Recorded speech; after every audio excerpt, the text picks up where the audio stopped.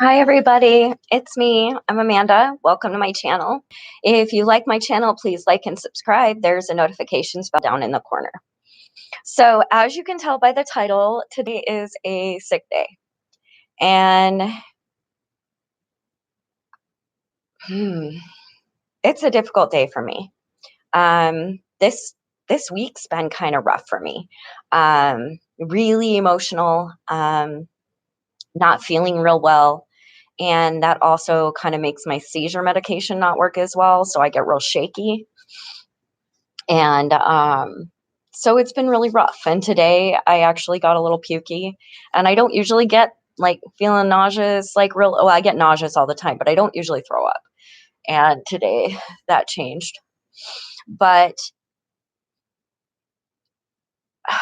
there's a few things I want to focus on, and it's hitting my head right now. So I'm just going to say it because like the tone of the vlog will change. But since I'm thinking about it right now, I'm just going to come out with it. I am beyond, beyond, beyond sick to death of people putting their uninformed, medical, unlicensed opinions on mental illness. It started a long time ago.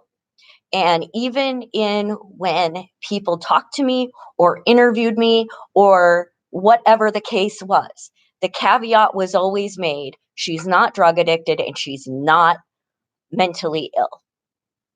I want to change that. I am mentally ill. I've been mentally ill. I take medications that make sure I don't fly off the handle and lose my fucking shit. Sorry for swearing. I'm probably going to have to, I don't know. But it just, it gets to me. This, I keep just hearing it in my head, these people. Well, the homeless are all drug addicted and mentally ill. Number one, you try losing everything in your life and not be depressed and have a touch of panic and anxiety. Living every single day, not knowing whether you're going to catch a virus that's going to knock you out and kill you. Guess what? That causes generalized anxiety disorder. That causes PTSD. So, of course, we're out there suffering with it. Not every single one of us is what people view as this movie screen, mentally ill, screaming on the corner, pulling hair out. And the reason I like using that example is because I've literally been there. I couldn't get my meds. It was before I didn't know what to do. And what I had to do was go to the emergency room. And I was really frustrated and had missed a bunch of appointments. And I was on the corner and I couldn't stop because sometimes uh, okay, I'm going to address comments real quick. John, good. I'm glad you're well. Akshay, hello. I'm explaining how I am. Lilac, it's great to see you here. Elias, I am stronger than this. I am strong, but it's something I deal with. And just because somebody, and that's, I I'm going to explain. I have anxiety and PTSD. It's very hard to live with. Yes, I've had complex PTSD since I was, I think, age 8 or 9 when I was diagnosed. Um, been through, I don't know how many therapies. But what gets me is I'm looking at the conversation surrounding those experiencing being unhoused. And I keep hearing this,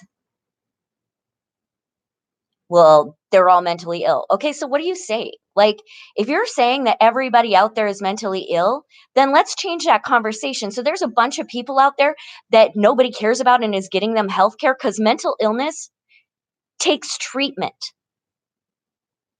It's not feeling sad because somebody stepped on your toe one day. It is a lifelong battle. It is me. It is the person that lives below me. It is Robin Williams, it's Kate Spade, it's all of these people throughout who have tried to say, hey, let's change the conversation. Yet that's okay, and everybody puts out these hashtag this and heart this and awareness this and mental illness awareness every time something happens. But guess what? As soon as we look at somebody who's impoverished, it immediately becomes a ew, what did they do? And guess what? I was beaten and raped as a child. I had zero control over that. That will lead and has led to a lifetime of problems. And I am strong. I am a freaking warrior. I have survived odds that I never would have bet on myself on. But that doesn't mean that I'm not undergoing treatment. It doesn't mean that it isn't a battle. It doesn't mean that I am somehow stronger than that person who is struggling without medication, because that's much harder than the struggle you're on when you're on medication. It really is, because then you have zero control and you just have to look at people and listen to the stigma and listen to their judgment and their uninformed opinions about what you could do to make it better. When you're like, yeah, I have a team of doctors that's really trying hard to figure that out. And then you get the, well, find Jesus. You know what? I have a literal physical disorder.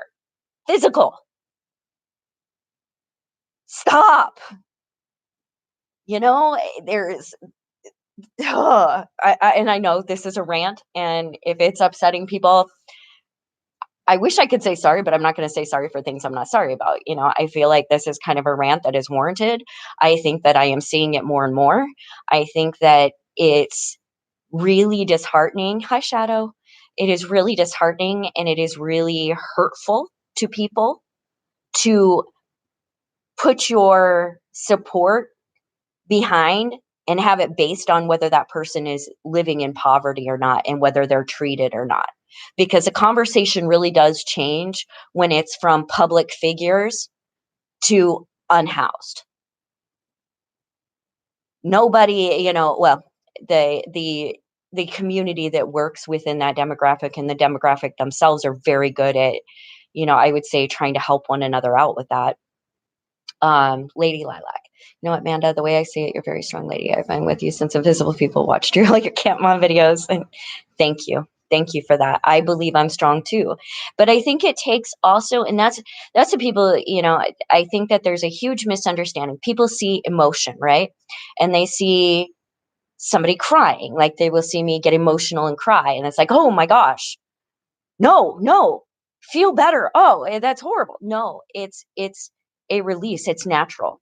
It's something that I think just because you cry and you show emotion, or it takes strength to do that, and especially publicly. And this is definitely a public forum, but it also takes strength to address these issues. It would be wholly easy to do a vlog when everything's perfect and everything's going great. It's much harder to open yourself up, rip it open, and say, this is me and this is my life.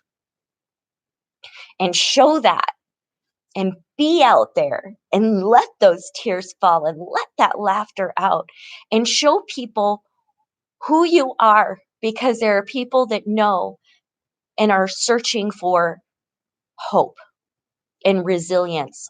And for those of us who have been in situations like that, looking towards other survivors gives hope.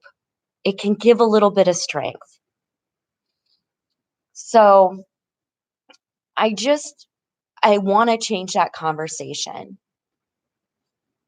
This conversation of, well, at least I'm not this. Well, at least they're not this, or at least they're not. Who cares? At least what? What is that saying? We all got issues. We all got problems. But when it gets down to it, abject poverty you got many, many more problems than just the average dude, because it's very hard to get help. And I could go over example of how many times those of us who reach out to help people hit brick walls when we try to get help for people. Um, Lady Lilac, public psychic. I have social anxiety because of how I walk. I'm always judged. See, oh, thank you. No, and that's what I want to tell people is emotions are healthy. Oh, hi, Kate. Emotions are healthy. It is healthy. It is strong to be able to say, I struggle with complex PTSD, um, depression due to, I've got issues due to traumatic brain injury. I had a frontal lobe injury. I have issues due to rapid cycling bipolar. Um, Oh, there's a list like this, and then there's the physical problems that lead to it, It's all interconnected, but it's anatomy and it's health. And mental health is not some idea that's out here that somebody does to themselves. And I think that's the thing with addiction. I think that there is just a whole misunderstanding. People think, well, why would you try drugs ever? Here's the thing. Most of us do. Most of us have tried one substance or another sometime. But the difference between a substance abuse disorder and somebody who normally just, goes and has a couple at the bar is that for the person who can go and have a couple at the bar, no problem, they're not struggling. They don't have something in their head or body that signals that addiction. Somebody who has a substance abuse disorder, they will take that substance, whether it be alcohol, cigarettes, tobacco, coke, meth, heroin, fentanyl, any number of drugs. If they try that, they're hooked. It isn't that they said one day, I just for the rest of my life want to be a junkie. I want to be an addict. And that's another word too. The word junkie, people aren't thrown away. And we shouldn't throw people away. And when you look at somebody who is struggling and cannot stop taking a substance, understand that that has crossed from, oh, they just decide to take drugs, to they have a serious issue now. Not only is it going to affect their health, it's going to affect, well, health in the matter of it eats the brain and so many things, kidneys, liver, bladder, cancer, um, any number of things. Nobody wants that for themselves. And so I think we need to understand that most of these things that we are passing our opinions on, we better make sure that that's medically based, because I am just beyond. You can't tell by looking at somebody for a little bit whether they're mentally ill or not. You got to see their struggle. And that is actually what my before I had, and the funny thing is I'd gone on online, of course, and Crosscut had written a beautiful article, and underneath I saw that a lot of people were like, they're all drug addicts and mentally ill. And it just struck me. I'm like, so what if they were? Every single one of them has mental illness. So then you're telling me that somehow those that are disabled and poor are worth less than those that are mentally ill and drug addicted in houses? Because that's a larger population. That's a larger population than all the unhoused, period. So why is that? Why do we think differently about the struggle of Prince or Elvis or the guy on the corner who's talking to his hallucinations? Why is that? And I want us to ask ourselves that question and ask it to our leaders. Why is it that that is looked differently? We can understand when somebody with money has a problem, but we somehow just lose that compassion or lose that sensibility or lose that spark of humanity when we look at a person who has nothing, I don't get it. Don't get it. So I want to change the conversation about that. And if that means whew, ripping open my chest and my not really. I'm not, not doing any of that, but I mean like ripping open myself and showing people what it's really like. Hi Marcos. Hi Markio. Today, just I haven't been feeling well, not emotionally, not physically. And today with the weather, I woke up and my nerve damage was just, it burned from here all the way back. My arms burn, my legs hurt. I am just really struggling today. Doesn't mean I'm not strong, doesn't mean I'm not going to overcome it because I will.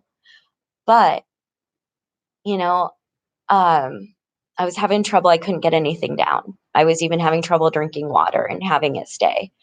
And so a lot of times if I'm having trouble eating, like eggs will help. I can eat like an egg and maybe like a potato, and I had like some little hash browns. And I had decided to bake last night to try to feel better. I started a painting, baked a loaf of banana bread, baked some lemon cake, tried watching comedies, anything to feel better. And and uh and this is why I'm so grateful for her. Um Gypsy has known that I'm struggling, and she got up here, and she also knows that when I'm struggling it's really hard for me because I feel like I'm letting down the world. Like somehow I could be doing something to help somebody out or make a difference or whatever. And when my mind's not quite there, it's very difficult. And so she was up, and I was going off because there is something about living in an encampment and in a community like that that just changes in your relationship with people. You get to know them I would say honestly, almost better than you would know a spouse, you know? You know each other really well. Tent walls are very thin. And when, you know, you lift each other up and you help each other. And so she was up, and she came in, and I was like, she's like, "Okay, we'll take a day." And I was like, "I've already taken days. I'm tired of taking days. How many days is it gonna be? I wanna be better. I wanna just do the things that need to be done." She's like, "Then take another day."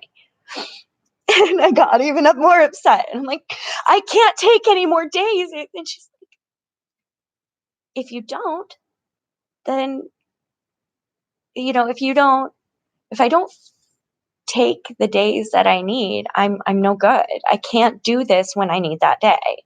And so taking that day and so like it kept going on. Like I'm like, "I can't take it more. Take another day." But it's gonna be like 3 or 4 days. Take another day. And the thing is I know that she knows exactly what I'm going through. She knows my mental illness inside and out. She's been there when I collapsed in my tent and started seizing out and could only scream the F word and count to 4. I know many people won't understand that, but, you know, and then, I told her, I was like, "Well, I'm hungry and I can't keep anything down, and I need eggs and I need butter, and I can't go to the store because I don't feel good." And immediately she's like, "Well, I got a care package for you." Up she walks with some butter and some eggs, and Derek asked what else I needed from the store and ran and got me some ginger ale. And I am so grateful. I am so grateful that I can have days and take days and know that no matter what, I have people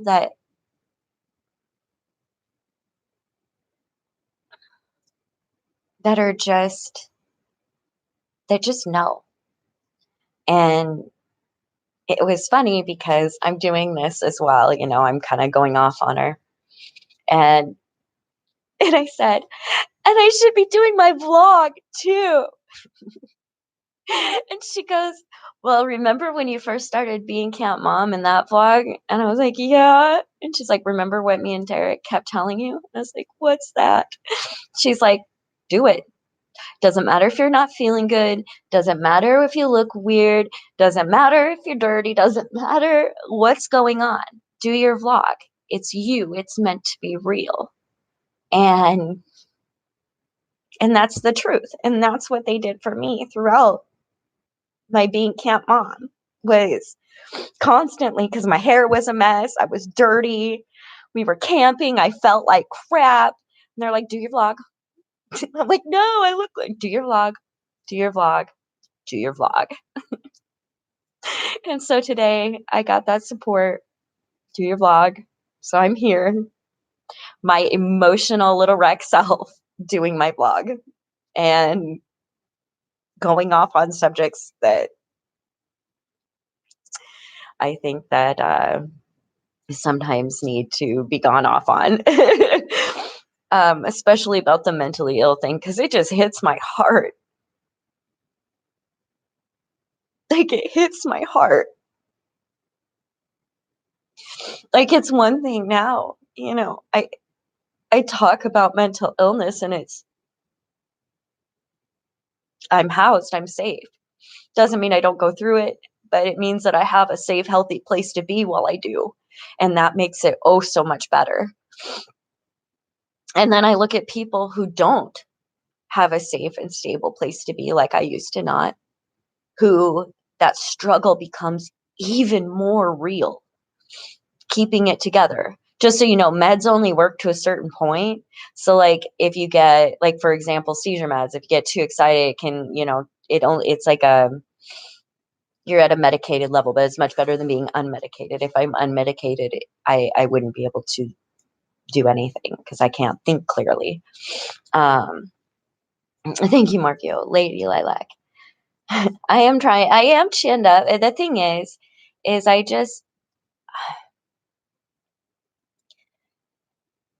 I wish I could explain everything on my heart. I can't right now, but I can explain the thoughts that I'm having right now, my viewpoints on them, how it affects my life, open up about that, um, and try to make a difference in other people's worlds. I think that, and I say this a lot, I just want to be better and keep continuing to do better and make a bigger difference than I am. And however that comes, I don't, number one, I don't even try to guess what the universe holds anymore. I don't. Like it has shocked me from the time I was little to now. I don't even try to guess. It's like, well, whatever comes, I'll deal with it. It might be kind of a lazy attitude, but I do try to work very hard on what I do. Is my dog female or male? That's a good question. A lot of people. Rowan is a girl. She is a female. Is he my girl? He's my girl. I absolutely adore her, and she's been definitely like a help through everything. She helps keep life lighthearted.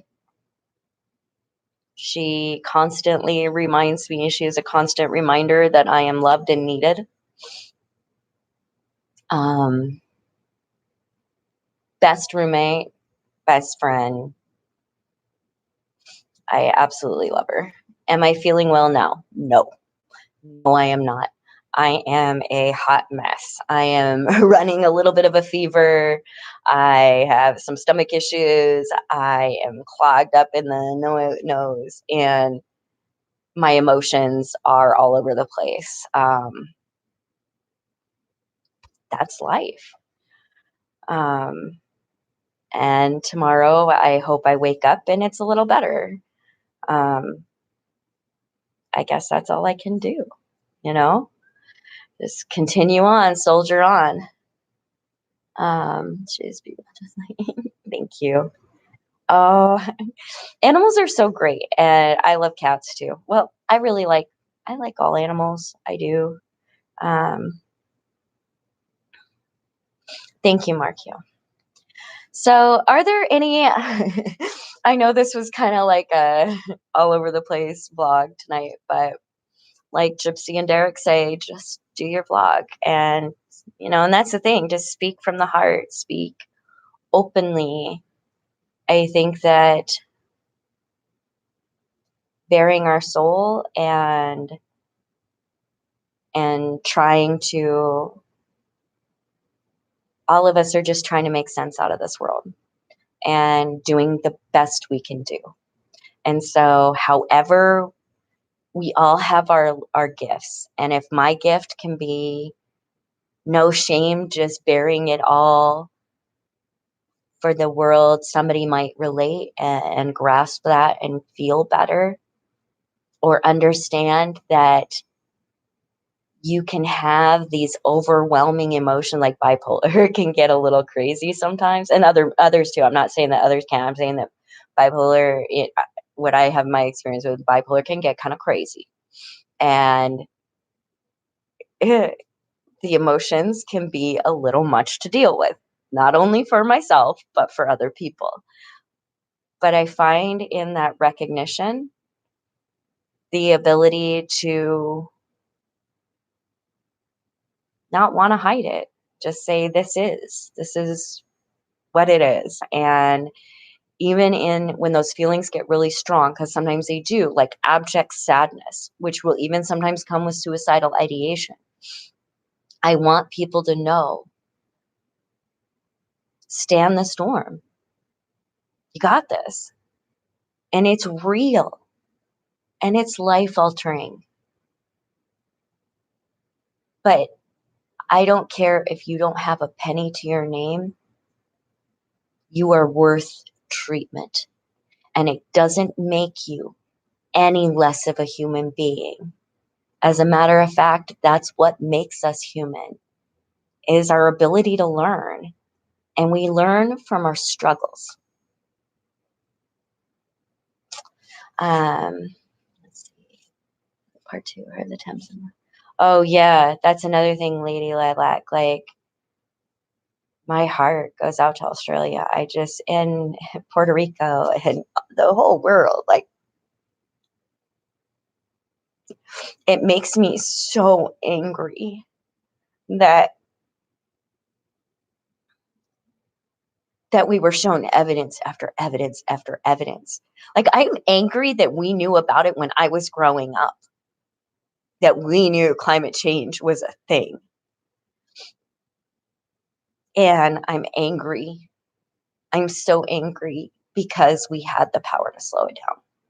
And we chose to put dollar bills again ahead of the most vulnerable lives. Rock on.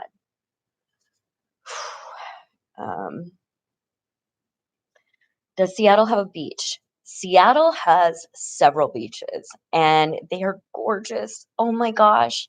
Seattle is beautiful. The Pacific Northwest is just gorgeous.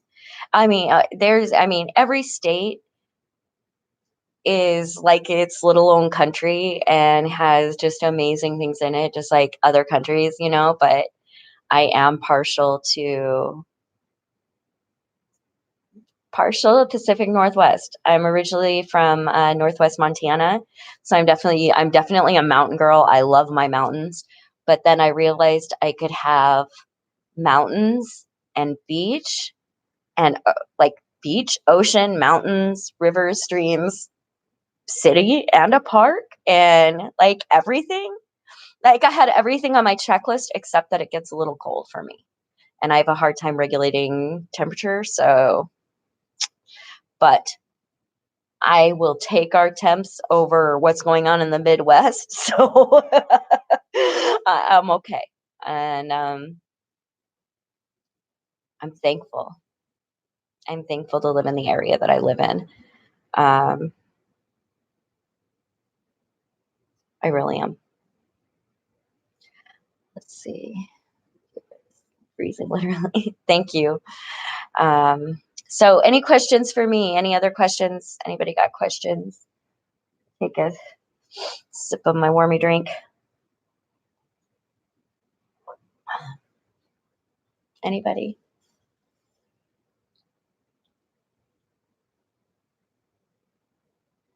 Any questions about mental illness or about being unhoused or trauma or am I living in a government funded housing program? Um, I am not living in a government funding housing program. I am I am in a regular apartment building that accepts vouchers, and my voucher is from Shelter Plus Care, which is for people that have either significant severe mental illness or drug addiction, substance abuse disorder, and I have physical disabilities and mental disabilities. So um, it's a great program for me. It has done a lot in changing my life, and it has also done a lot in letting me change the lives of others. And that's a huge deal for me.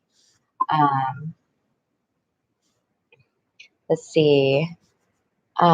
Does Seattle City help street people? Okay, that's the thing. We have funding sources come from many different places. A lot of our funding for housing people and things like that is from federal funds. Now, city funds a lot of times will go towards like shelters, building affordable housing, stadiums, things like that. But yeah, I mean, I think that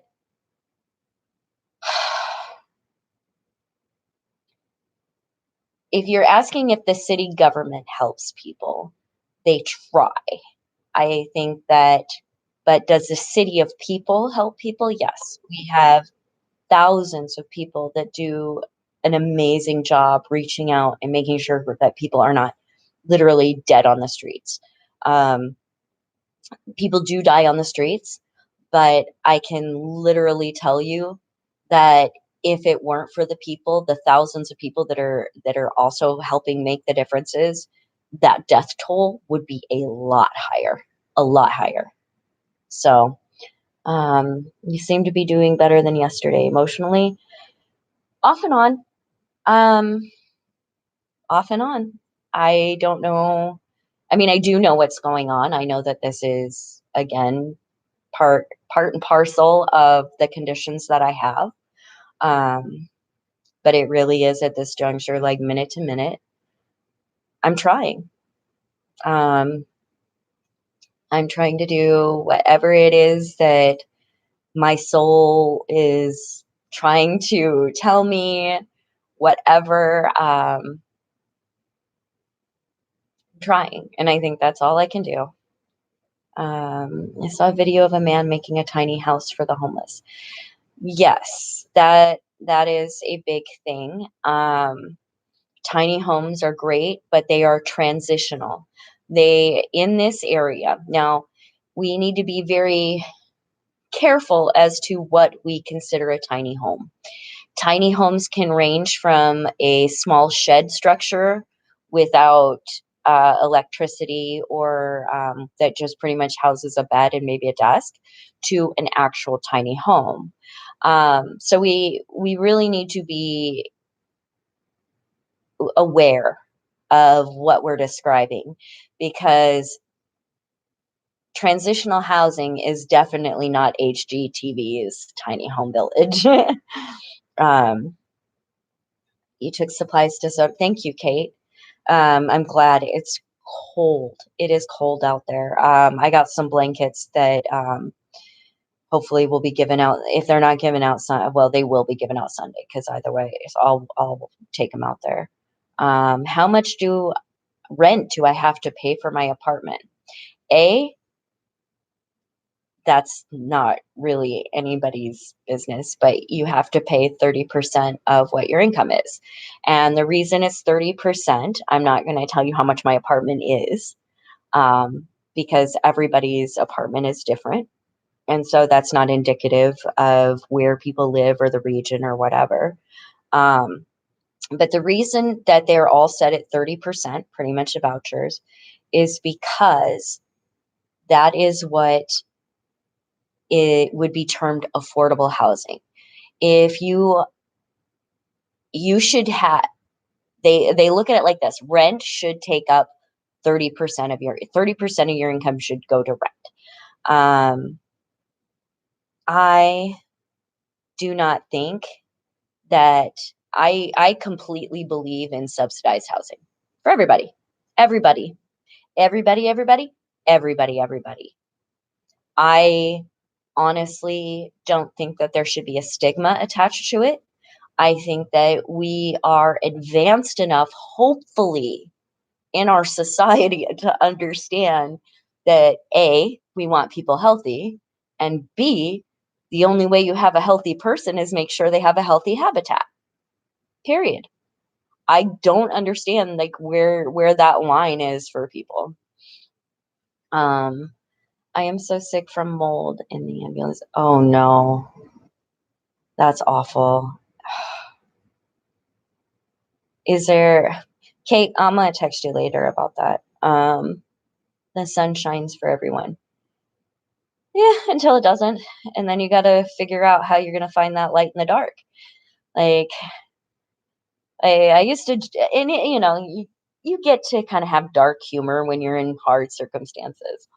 And I used to tell everybody, I used to giggle about it because when we lived under the bridge, we were literally in between a rock and a hard place. Rocks underneath us and a hard place over the top. And what you gonna do? It's you gotta search it out. You gotta find that reason. You gotta find that light in the dark. Um, that I agree with, and I cannot wait. I'm hoping this, like I said, I have goals this year. Of course, it's to grow being. I want to really, hopefully, get nonprofit status for being and really just focus on the differences that we're making. And I'll be going to, very excited this month, I'll be going to Portland to learn about some programs there and be meeting with Rachel Doran, who does a lot of work for Rosehaven, which is a shelter over there. And I also want to learn from a program called Cahoots and see their model and bring that back, hopefully, to Seattle. And if, just anything we can do to find models that work and bring them back to our areas and do the work and really work on those solutions. So I think that it's going to be a really exciting year. Um, and I'm hoping to get out and travel more. And definitely meet with more people and not only hopefully show people what's being done that works, but also learn.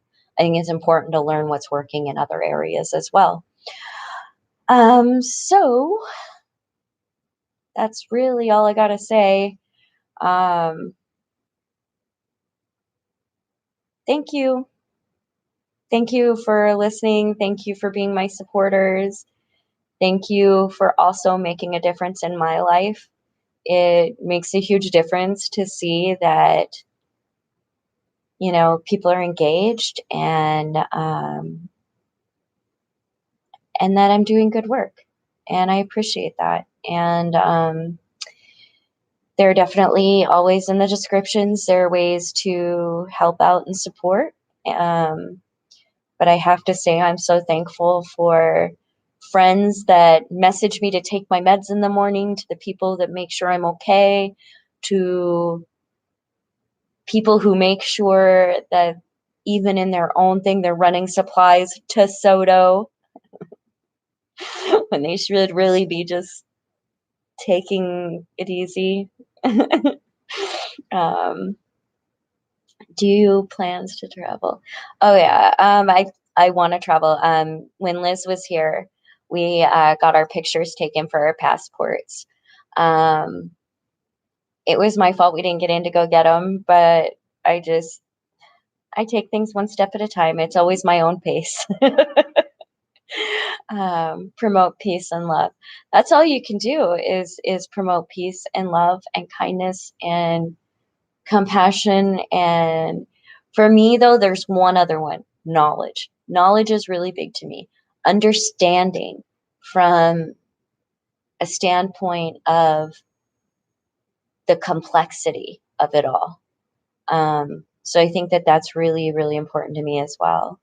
Um, let's have a safe and lovely night. Thank you. And Lady Lilac, please stay safe. Um, I can't even tell you how much it just breaks my heart that these things are going on. And for all my viewers in Puerto Rico, my heart goes out to you. And in the numerous countries that I read about and follow and have viewers who are amazing and supportive and kind, thank you. Thank you. Thank you. Thank you for showing everybody what a beautiful world community this is. So, um, I have a question. For anxiety, how do you calm yourself down? Because mine is terrible at night. Um, my medications are, I find that by treating the bipolar, my antidepressant kind of works for both. And then my seizure medicine is also, I think it's an antipsychotic. And then I take a heavy, but see, here's the thing, because of the brain injury, I, I can't sleep. And I know that a lot, I can't sleep at night. I can't sleep at night. No, like I literally, my brain will wake me up. I can't get REM. And REM is rapid eye movement, deep part of sleep. And so what happens is my brain will jolt me awake in a panic. So I have to take what's called Seroquel. For me, some people can't take it. Like I said, everybody's different on the medications that they can take. I also use marijuana.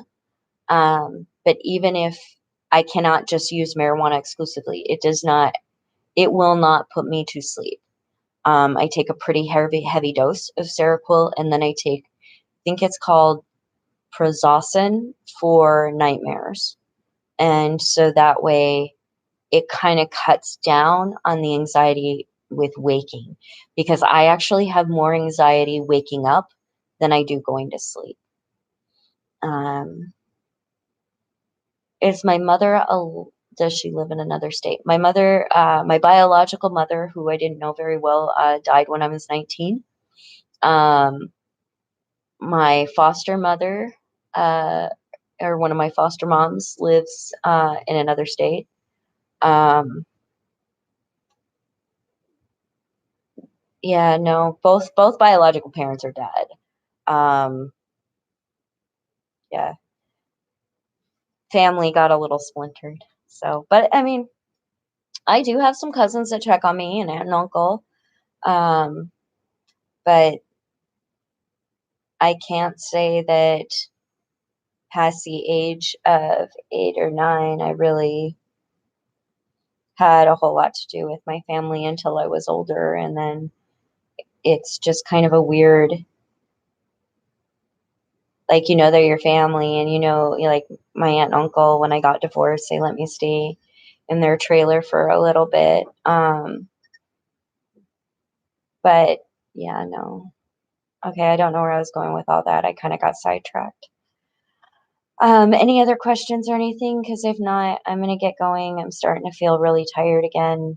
Um, I want to appreciate all of you I think I said that wrong. I want to thank all of you and I appreciate all of you and I hope you have an amazing night and it's a full moon. And for those of you that can see the lunar eclipse, oh, you're so blessed. That would be so cool to see, but we're not going to get to see it from here. All right. Sending so much love out. Thank you guys. Bye.